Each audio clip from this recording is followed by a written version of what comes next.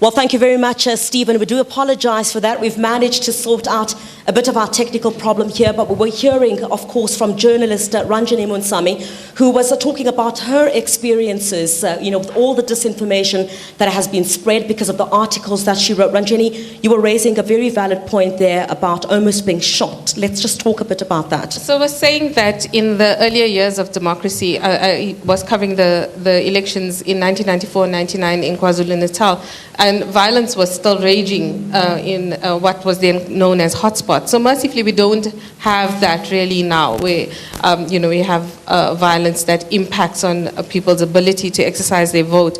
But I think the difference now is that while at that time you had to fear physically for your life, you had to fear for your safety, that the environment is different now because information is weaponized and information is used in different ways.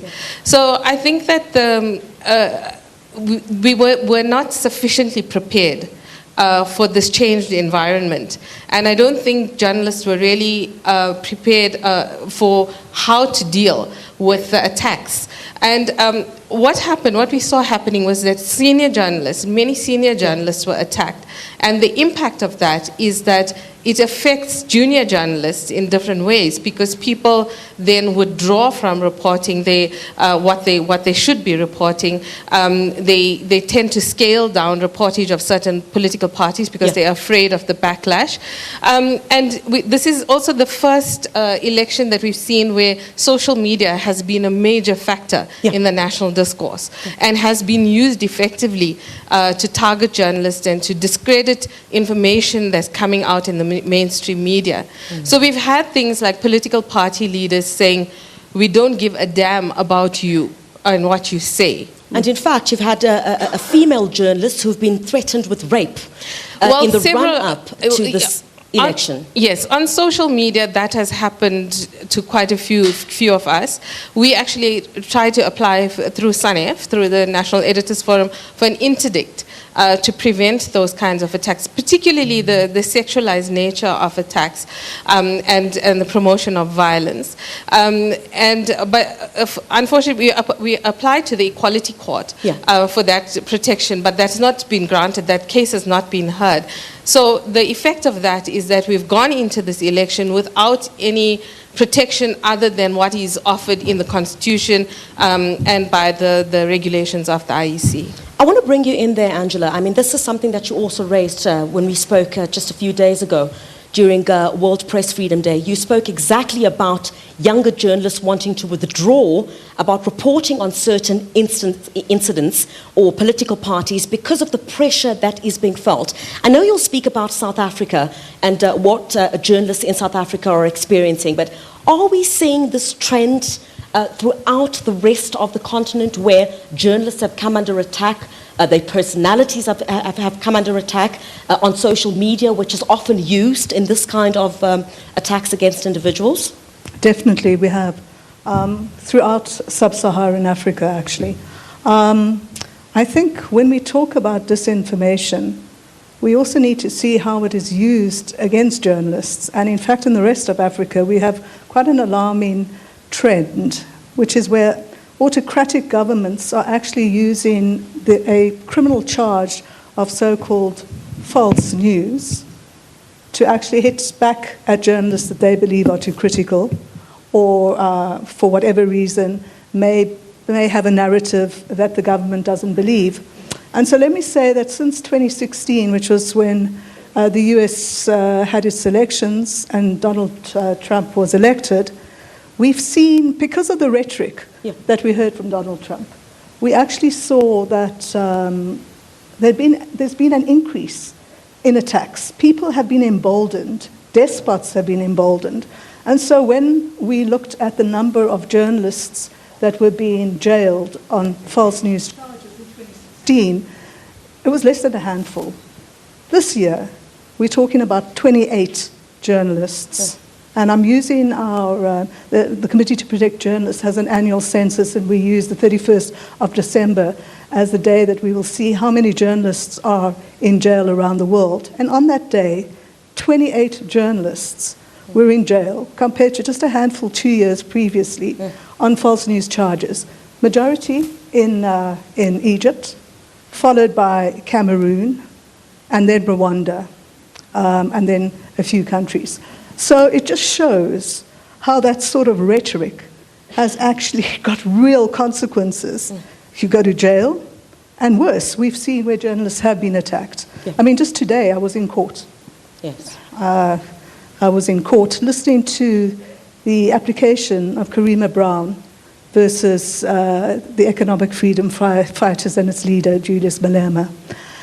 And you heard a bit about the case. I'm not going to explain, but just to say that it like capped my 2 weeks that I've been here in Johannesburg talking to journalists.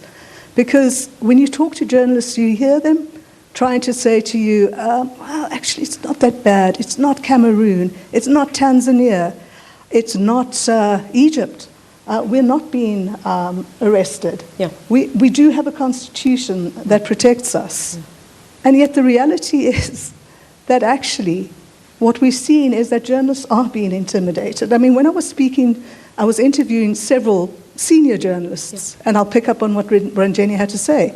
And they openly told me that they were now self-censoring. Right? They're not writing what they would have been writing previously. And this is that they even remove themselves from social media because it's such a toxic space. Yeah. And that important voice is not heard, and that is the problem. I mean, let's just look at the electorate.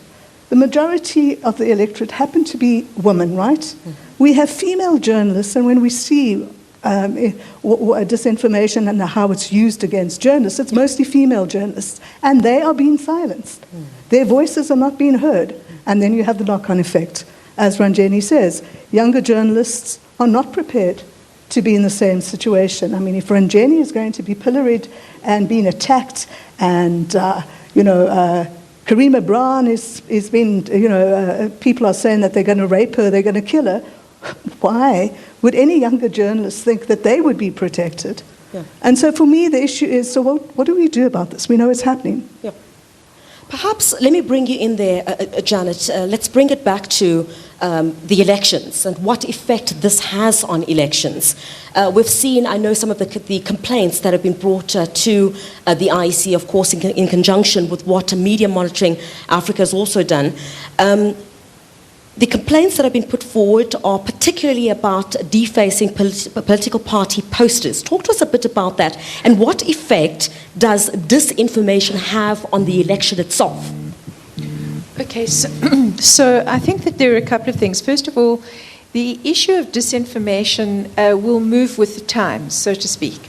So when one is looking at the build-up in terms of campaigning, what you're going to have is a lot of issues that come out about the distortion and the deliberate manipulation of materials that take place in order to belie the real message that individual political parties are putting forward, because we're in the moment of campaigning. And that takes many forms. It can take the form of actually deliberately distorting a poster and pretending that a poster or an advert said something that it didn't say.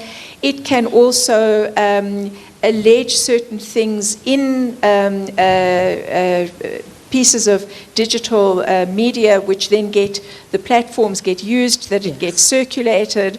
So you will have, for example, a very well-known person who will be misquoted, and the fact that it's a misquote is something where this person has previously denied ever saying something, but that quote will still be used, and it will be used for or against a party. So that's the moment in time. But as one gets closer to the actual process of elections, there are a whole lot of other things that begin to come into play. So you get very deliberate pieces of misinformation, and you also get disinformation that comes about because people maybe are themselves unclear.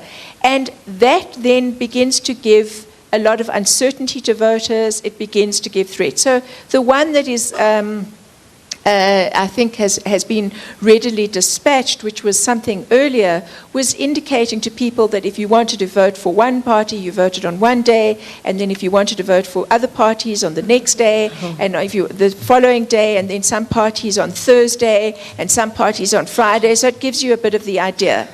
we've had very recently a circulation of disinformation in the form that pens that are provided to people are not reliable pens that are provided by the IEC, so you have to go and take your own pen.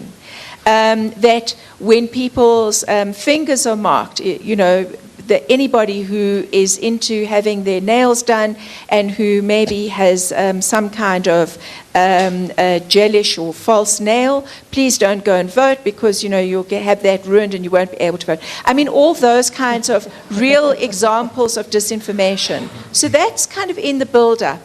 Now we're going to start, and we've seen already some indications of this, of people then also fomenting uncertainty. So you'll have, we had in the 2016 election, just by way of an example, we have an indication that one of the warehouses that was being used to store counted ballots. These ballots were clearly counted. But what had happened was some of our voting stations, as you know, are tents because we don't have permanent structures. And because these places are in more remote areas, the electoral staff have to wait for the police escort to take those to roll back the material and the counted ballots. Now, in the process of that, sometimes people manage to slip into where the boxes are waiting for collection, and we did have an incident where some of the boxes were deliberately opened and there was a lovely pile and a heap of ballot papers that was on the floor, and then a photograph was taken and that got circulated on social media. Look what's happening to our ballots. They are being counted or manipulated and filled in for particular parties and so on. Yep. So we can expect some of that. So it's very much in relation to time. There's just one thing that I wanted just to pick up on, and that is the issue of journalists. The question about ensuring that media have the maximum access to being able to cover is extremely important to us. We see the media having a particular role just as we see party agents, just as we see observers. Clearly, the portal that we've established in relation to disinformation is going to receive probably far more of the other type of complaints than this type of complaint around issues to do with the need for protection of journalists. But I think it's a conversation that maybe in the heat of our elections now is not something we can provide any sort of sage advice on, but I do believe it's something that is absolutely critical going forward for us to embrace as part of the thinking about disinformation and ensuring that journalists are able to play their role. And I do think that there's a very big conversation that has to happen over a long period of time, not just here. But perhaps also, Janet, voter education. That would be quite crucial, because what is out on social media at the moment is very difficult for the public to disseminate between what is true and what is not true. I just want to go back to what you were talking about, the posters. I mean, obviously, everyone wants to make an informed decision before they put their mark on the ballot paper on voting day. So with this kind of a changing of messaging from political parties, what kind of danger does this pose? Because obviously the public needs to make an informed decision based on what the political party is putting out. Look, it certainly poses a significant risk. I think, having said that, there are a whole lot of issues that are associated with that, which fall really beyond the remit of what both the portal and the Electoral Commission can do. So just for an example, certain parties may claim all sorts of things. Is that something that is accurate factually? The portal is not there to do fact-checking. You're going to have certain opinions that are volunteered and offered by people, and it is their right to do so.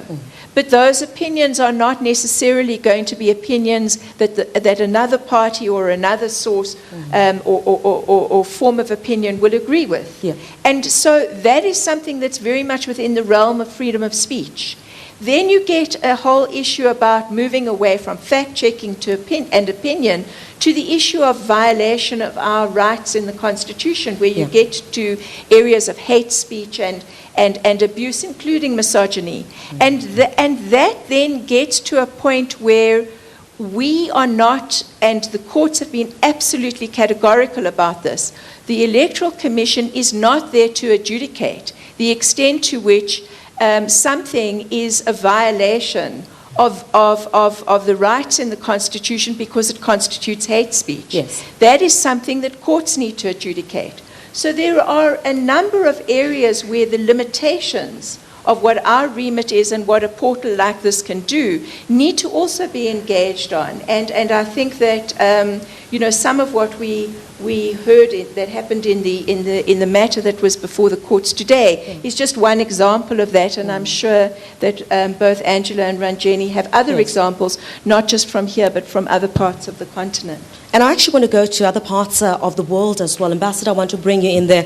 Germany's ambassador to South Africa, Lesotho, and Eswatini, Martin Schaefer, thanks for joining us once again. How's Germany managed to deal with the issue of disinformation? Perhaps we could learn some lessons here in South Africa on how to deal with this particular aspect. Well, I do think that we all have to learn from one another because we are all in uncharted territory at the moment, and there's different approaches to how to deal with disinformation. But allow me just to say beforehand that it's a great honor and a privilege for me to sit on this panel with three such eminent heroines of South Africa. You all have, in your own way, and with your different approaches, fought for a free and democratic South Africa, and it's a pleasure to be here with you. Now, disinformation has been with us as long as people organize in bigger social structures. I think the Roman Republic has seen that. Martin Luther has had to deal with disinformation, the Catholic Church on the letters of indulgences.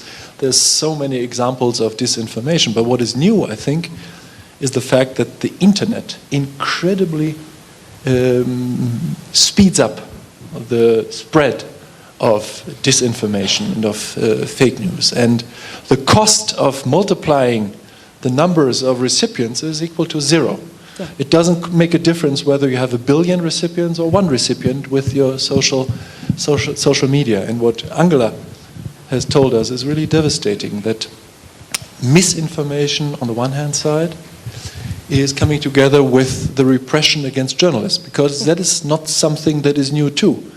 As long as there was journalism, there were people that were repressed for expressing their opinions as journalists. But what we have seen now, and I think South Africa has been on the forefront of that development, is where disinformation comes together with the repression against journalists. And what we've seen, what we all have seen in South Africa in the last 2 years or so, this combination of the propaganda around white monopole capital and fingering journalists in a very despective and dangerous way, I think is something that is new. But I think we all should not despair, because one thing is clear, and I think on that one South Africa is a bit on the forefront of the world too. This attempt around this issue of what is called white monopole capital to influence the South African public in a certain way, or to disguise other problems that this country had, if we talk about state capture, spectacularly backfired because of the work of courageous journalists who were able to find out what was really behind this campaign.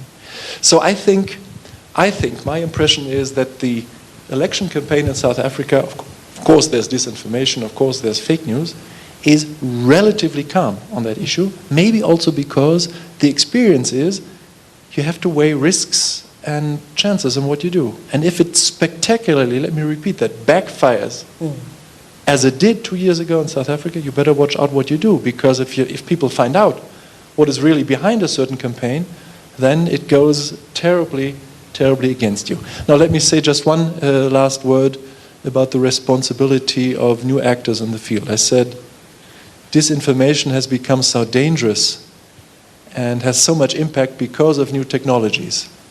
And we have a number of actors in the field, which are all big international companies like Facebook, like Twitter, like Instagram, and a number of others. And all these are private enterprises which seek to make profits, and they make huge profits. And I don't think that in their game plan necessarily there is a feeling of an obligation vis-à-vis the democratic dispensations that we live in. Yeah. And I think here is something where we have to act. Because those companies will not do that by themselves, because they do that because they want to make money. But they carry a responsibility if they give us all a digital platform on which we can engage in political debates. I think it would be wrong to accept that those companies will tell us in South Africa, or will tell us in Germany, or will tell us in Europe that, that's your business, dealing with disinformation and dealing with all the problems involved, criminal offenses and all that. It is a responsibility of those that put those platforms in place in order, and they have a responsibility to make sure that disinformation is limited as much as that is possible. And now I come back to your question. In Germany, we have adopted a law about a year ago, I think, in which indeed there's a stipulation that a company that offers a platform like that has the legal obligation to deal with complaints about hate speech or about disinformation within 24 hours. Which means if you have a complaint to make about a tweet, about something that is on Facebook, you can write an email, and there's a legal obligation by the service provider to, if he concedes that that is hate speech, to erase the message. And that, of course, is eligible to legal recourse. That is one of the possibilities to deal with it. There are a number of others. I must say, that's my last sentence, I find the way South Africa is dealing with that issues, the cooperation between Media Monitoring Africa and the Independent Electoral Commission, very creative, very progressive, very modern. And I do believe that that is also a big contribution to an election campaign that is, overall going in the right direction. And that is an example too how other countries like mine, like others in Europe, like others that hold our democratic principles dear, can deal with it. I think that would be spectacular for South Africa to have some of those mechanisms in place to ensure that we deal with issues such as disinformation by having those mechanisms in place to deal with them so quickly. Ranjani, I want to come to the newsroom. And, the newsroom is facing so many challenges today. Discussions that we've had over time about the juniorization of the newsroom, newsrooms facing financial challenges, and some journalists within the field not having the required experience to be able to disseminate between what is real and what is not. How does a newsroom plan, perhaps from your perspective, to deal with some of these issues? Because with all the information that is out there now, fact-checking and verification has got to be tripled almost in order to ensure that what we keep out there is credible, because of course the attacks sometimes on the media today one could argue that perhaps we're also slacking a bit as journalists when it comes to checking our facts. Yeah, Griselda, I think the game has changed significantly in the media in terms of that there is access to information from so many platforms, including social media platforms. So what we have to then present is more in-depth information, more credible information, but also verified information, because a lot of what you see on social media is not verified. And so people ought to be coming to us to get the real facts. But what you find is that, especially because there is a raging information war in society on various things, is that information is sometimes planted in newsrooms in order to mislead. And with these pressures that you're talking about, there's juniorization, there's shrinking newsrooms because of financial pressures, and also because there's competition. Between news organizations, but also to compete with the hype of social media. So the demands are greater. So if information is planted, there's more and more of responsibility on editors to make sure that what goes out is verified. But because of the speed of news that comes out, so you would know in the broadcast media, you have to put information out quite quickly because, websites are in competition with you. Yeah. Social media is in competition with you, and sometimes it's not always possible.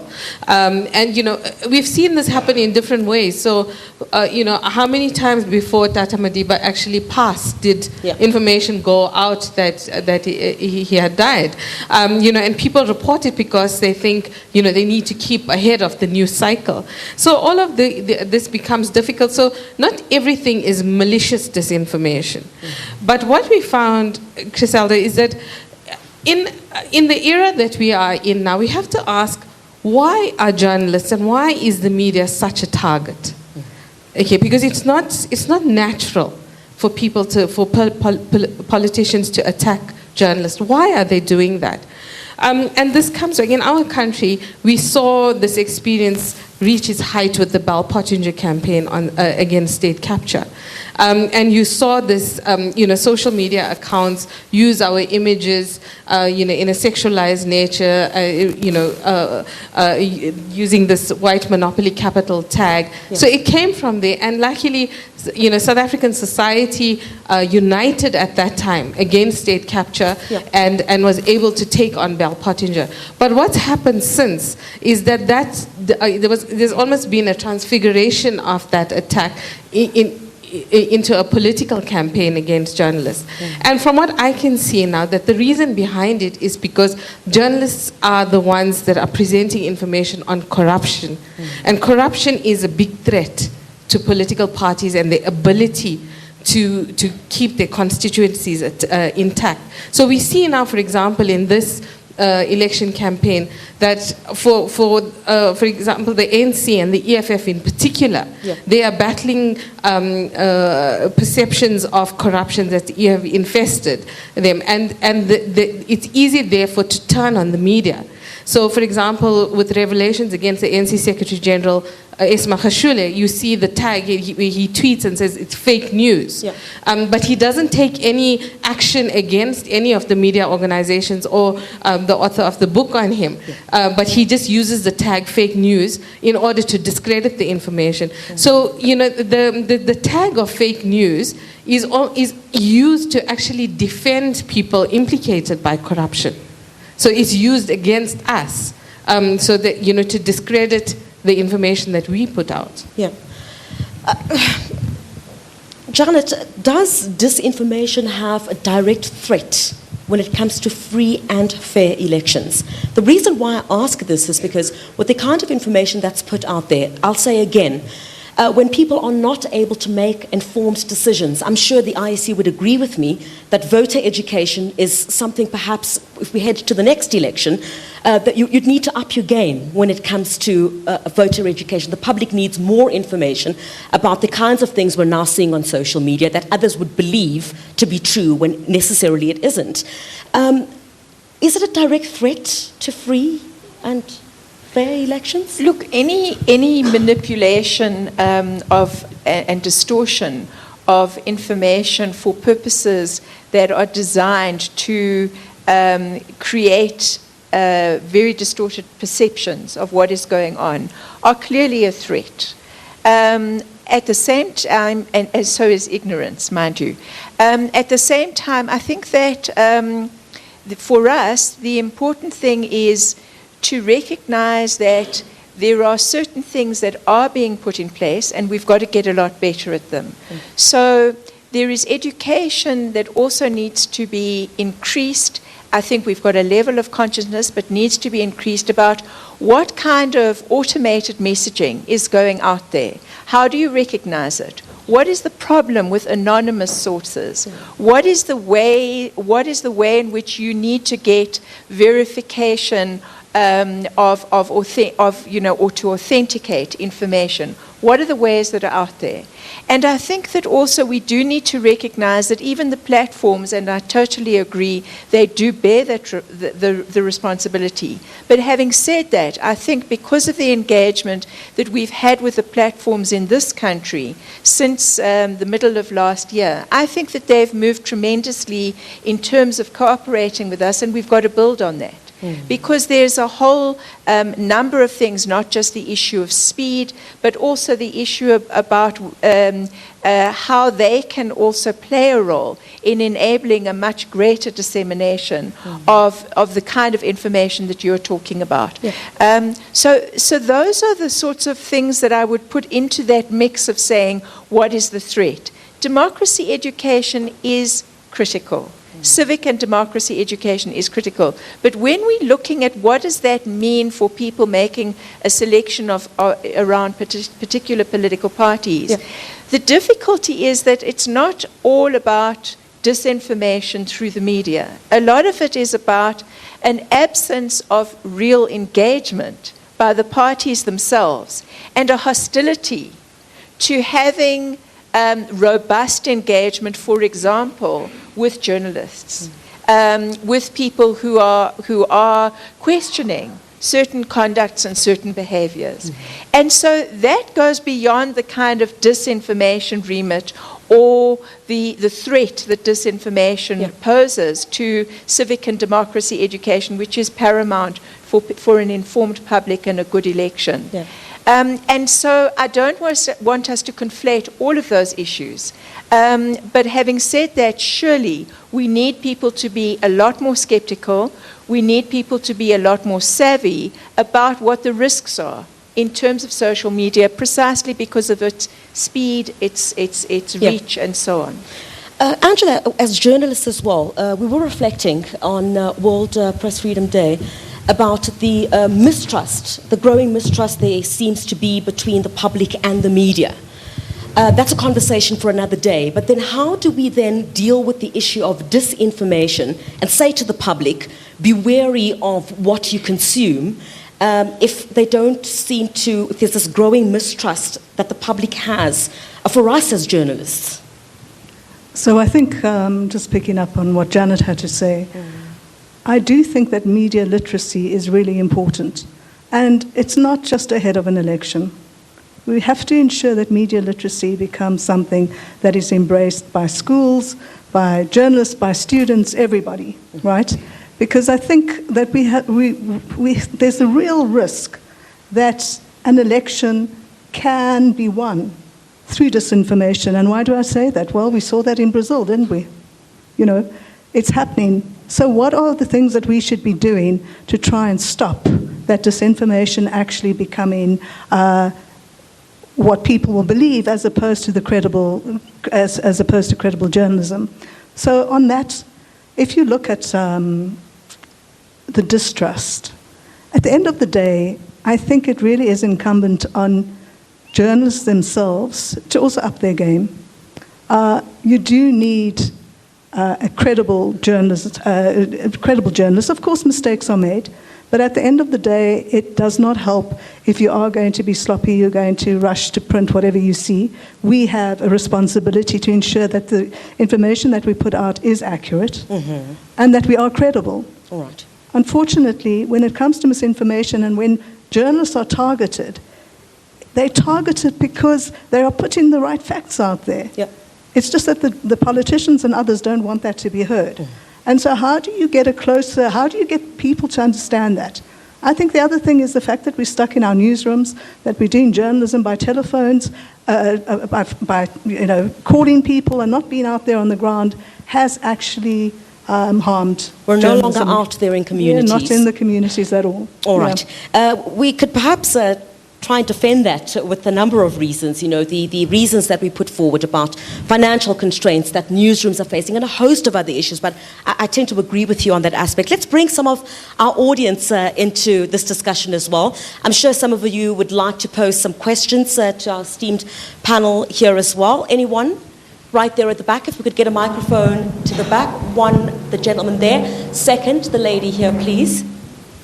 Hi, my name is Tembelani, and the question that I have is, what do you say to the criticism, so it's for Angela, that when the EFF attacked ANN7 journalists, organizations such as these didn't say anything, and it was almost as if they were encouraging us, or they were happy to see it, and that therefore that organizations such as these have an ideological agenda, because the ANN7 was seen as left-wing. So I can talk about that. I think let's take the second question so that we're able to get the camera back to you, Angela. Sure. Yes. Where was the second question? There's the second question right behind you. Thank you.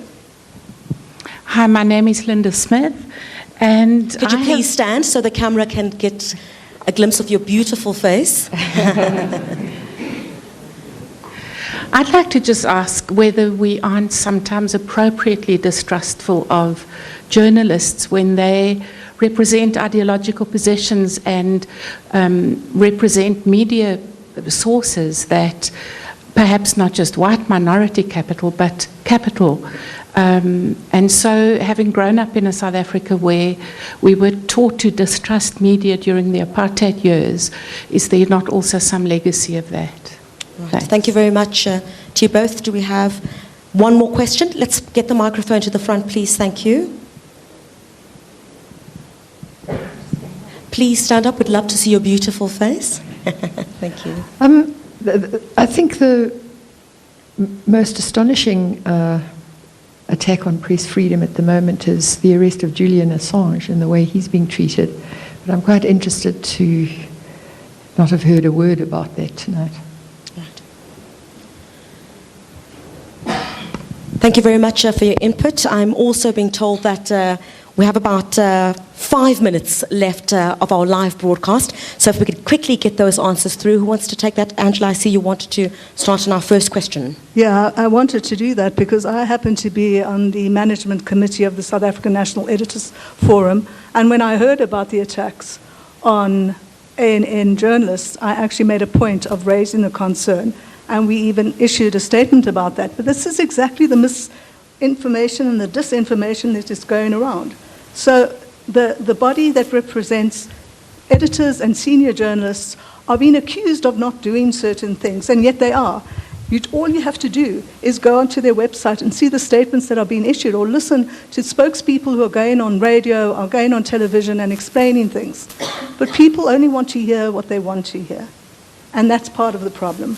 So I think in terms of ANN7, certainly SANEF actually did ensure that they issued something, and that they actually then did also discuss matters with the with management at the time. And I might just add that SANEF went on to an interview with the EFF about that. And I know that talk shows can be manipulated when people phone in. But it was quite interesting about how many people phoned and were totally opposed to what SANEF was saying, right? They were supporting the EFF view that journalists were, were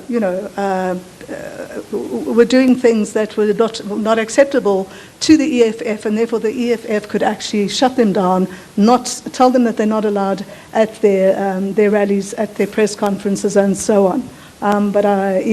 So in that sense, I think ultimately it's a case of people also looking at more information that is out there, and not only listening to the echo chambers, right? Yep. They only listen to what they want to hear, what other people that think like them say, and therefore they often lose what other information is out there that might just change their perceptions. I hope that answers your question. Are you happy? Thank you so much. You wanted to add, Ranjani? Yes. The thing is that when ANN7 journalists were attacked, I was in the press conference where I objected straight away in the EFF press conference to the attack on journalists, because there's one thing about the media owners and what they're doing, and it's another thing for workers to be attacked for doing their jobs. But in terms of whether journalists should be taken on, Griselda, none of us in the media are shrinking violets. You know, we're not, we're big boys and girls. We can, you know, stand up for ourselves. What we want is a robust debate. Yeah. And that's a sign of a healthy democracy. We don't want special protection that, you know, nobody ought to criticize us. That's not what we're asking for. What we're saying is don't get up at a rally in front of a media house and say, chop off their heads. That's when you cross the line. That's different. When you publish a journalist's cell number and which opens them up for attack, that crosses the line. When you don't condemn, because we were all, at the time when Karima Brown was being threatened, we all asked the EFF on their WhatsApp group, condemn this, stop this, speak out, because that could have halted it, and they refused to do it then. And that's why it went on and on. So that's where we say, that's where we're drawing the line. We're not saying that, you know, we don't want to be criticized for our work. That's why we do it. It's to promote democracy. If we get it wrong, we ought to be told so. All right. On the issue of the mistrust of a journalist, that was our second question. Janet? I'd sort of like to answer something which also then links to the issue of whistleblowers.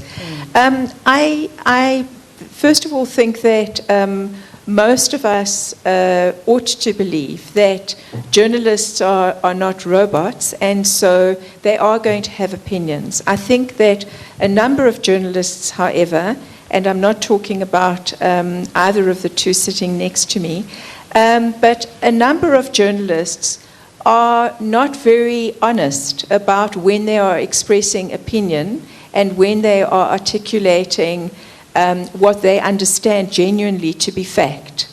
I also think that there is an inadequate role that institutions, including SANEF, and I say that with a very high regard for most of what SANEF does, to actually ensure that there's adequate debate about what constitutes ethical and robust journalism. We have had a spate of incidents where journalists have taken positions against individuals whose courageous involvement in exposing corruption has, I would argue, been in some instances far more risky to those individuals than the very important endeavors that journalists themselves have been involved in to expose corruption. And I don't think there has been a proper response by journalists themselves to that kind of complete unbundling of people's whole lives, their families' lives. And I think that that's something we really have to think very carefully about, and it might well deal with, you know, some of the concerns that are raised, that journalists do have a way of being their own echo chamber.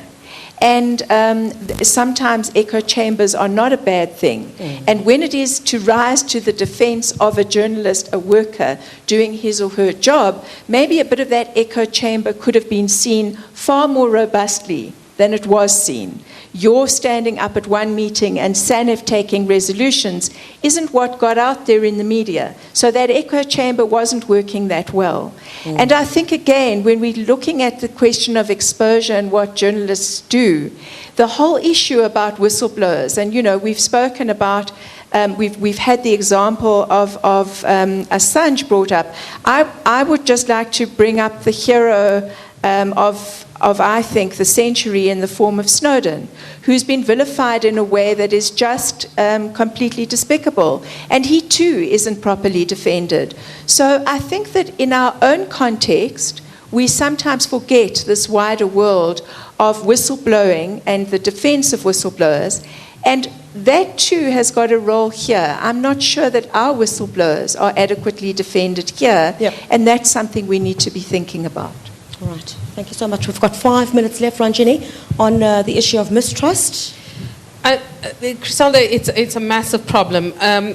You know, the one worrying thing that I've seen happening is how the narrative has changed on state capture. So when it was first exposed, when the Bal Pottinger project was first exposed, and when people started speaking out, you had support throughout society for the exposure of the corruption. But what you've had is that narrative turned around, and as the Zondo Commission has progressed, you found that the attack has been on the witnesses and the whistleblowers, and that some journalists have actually participated in that. Where you turn them now, you demonize them for speaking out, and you almost side with the perpetrators of state capture. Now that's an awful thing to do. It's there are things that where journalists take a side and have their own faction or that they participate in, and that should be condemned. But there are things that they are right and they are wrongs. So on racism, you cannot defend it. On corruption, you cannot defend it. You cannot take the side of a racist. You should never take the side of someone who is a perpetrator of corruption, who is stealing from the poor, who is draining our fiscus. There's no way you can defend that. So if we are expected to be objective on things of racism and of corruption, of sexism, of abuse, then there's no way we can tolerate that. We need to say quite clearly that that is wrong, that that's not our role, to be objective about things like that. So on state capture, I think we need a stronger stance. Thanks, Ranjini. Very quickly, we'll wrap up with you, Ambassador. You wanted to have your final remarks? Well, just very quickly, I think I would concur almost 100% with what Janet said. Journalists are not saints. There's people that have their role to play and their responsibility in the crisis of journalism, both in my country and also in South Africa. But that notwithstanding, it is very important to acknowledge the role that journalism plays in a constitutional 10 democracy. seconds, Ambassador, apologies. And last sentence is, I think a journalist is a human being and is a political being. He has the right to have a stance and to express that right in his journalistic work. Thank you so much for that discussion. Germany's ambassador to South Africa, Lesotho and Eswatini, Martin Schaefer, the Commissioner, Janet Love from the Independent Electoral Commission. Thanks for your time. Journalist Ranjeni Munsami, as well as Angela Quintal, who is the Africa Program Coordinator at the Committee to Protect Journalists. I hope you enjoyed the discussion live here from Johannesburg. I'm sure you can continue to have your say as well. You can, of course, go onto many of our social media platforms as well and have your say. And I guess in the run-up to Wednesday, happy voting, everybody. Good night.